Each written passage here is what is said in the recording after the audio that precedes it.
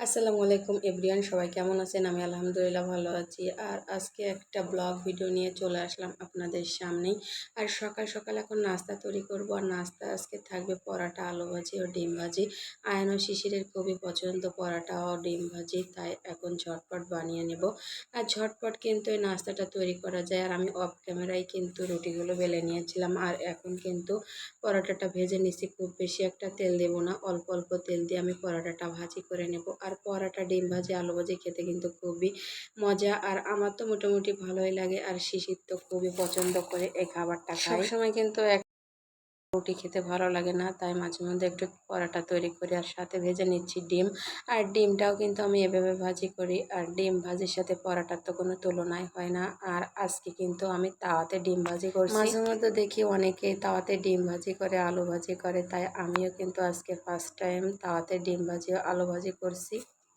তাওয়াতে কিন্তু ডিম ভাজি, আলু ভাজিটা অনেক সুন্দর হয়েছে। আমি আগে কখনো করি নাই, আজকে ফার্স্ট টাইম। আর অনেকটাই সুন্দর হয়েছে ভাজিটা। আর সকালের নাস্তা তৈরি করা এখন মোটামুটি শেষ। এখন নাস্তা করব। আর নাস্তা করা এখন শেষ। দুপুরে খাবার তৈরি করার জন্য আমি সব কিছু রেডি করে নিয়েছি। আজকে রান্না করব হচ্ছে আলু ঘাটি। এই আলু ঘাটিটা কিন্তু শিশিরের খুবই পছন্দ। আর এক এক এলাকায় কিন্তু এক এক রকমের খাবারের প্রচলিত থাকে। আর আমাদের এলাকায় কিন্তু এই খাবারটা খুবই প্রচলিত। আর আজকে আমি আলু ঘাটিটা রান্না করছি খাসির চর্বি দিয়ে। খাসির চর্বিটি দিয়ে কিন্তু আলু ঘাটি খেতে খুবই মজা। এই খাবারটা কিন্তু আমি মাঝে মধ্যে রান্না করি। আর খাবারটা অনেক স্বাদ। আর খাবারটা শুধু ভাত দিয়ে না, রুটি দিয়েও খেতে অনেকটাই ভালো লাগে। রান্না কিন্তু অনেকভাবে করা যায়। এই আলু ঘাটিটা কিন্তু অনেকেই মাছ দিয়েও করে, ডিম দিয়ে। আর আমি কিন্তু আজকে করছি খাসির চর্বি দিয়ে। শুধু আলু আর খাসির চর্বি দিয়ে আলু ঘাটিটা তৈরি করছি।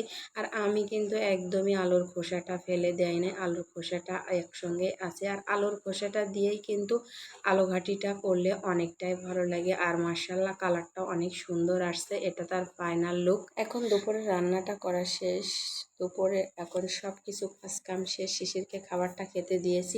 শিশির কিন্তু খুব মজা করে খাবারটা খাচ্ছে। আর খাবার পরে একটা প্যারাই থাকে, সেটা হচ্ছে থালা বাসন ধোয়া। খাওয়া দাওয়া শেষ, রেস্ট করলাম। এখন একটু বাইরে বের হয়ে গেলাম। বাইরে বের হয়ে দেখি বৃষ্টি শুরু হয়ে গিয়েছে। আর আমরা কিন্তু আসছি একটু আঁকের চিটিতে। আর আঁকের চিটিতে আয়ান আসার জন্য খুবই বায়না করছিল। টুকিটাকি শপিং করলাম। আর আয়ান এখন ঠান্ডা খেতে চাচ্ছে, তাই তাকে একটা ঠান্ডা নিয়ে দেওয়া হলো। আর এখন চলে গেলাম একটু কাপড় চোপড়ের আইটেমের কাছে।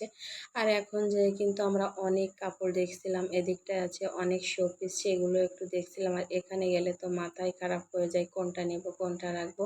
এখানকার জিনিসগুলো কিন্তু অনেক মানসম্মত। আর আমি কিছু জুতা দেখছিলাম, চায়না জুতা। সবগুলো জুতাগুলো অনেকটাই ভালো ছিল, চায়না জুতা। আর এগুলো হচ্ছে কলমদানি, মাশাআল্লাহ অনেক সুন্দর দেখতে। শোপিসগুলো কিন্তু অনেক সুন্দর ছিল। মোটামুটি শপিং করা শেষ। এখন চলে যাব বাসায়। আর বাসায় যাব কিন্তু বাইরে অনেক বৃষ্টি হচ্ছে, তাই একটু ওয়েট করছিলাম। আর এখন কিন্তু নিচে চলে আসছি আমরা। আর ফাইনালি অনেক কিছুই কেনাকাটা হয়েছে। আর এখন বাসায় চলে আসছি।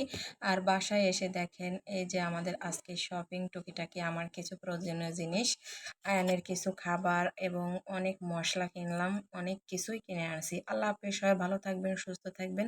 ভিডিওটা কেমন হয়েছে একটু কমেন্ট করবেন।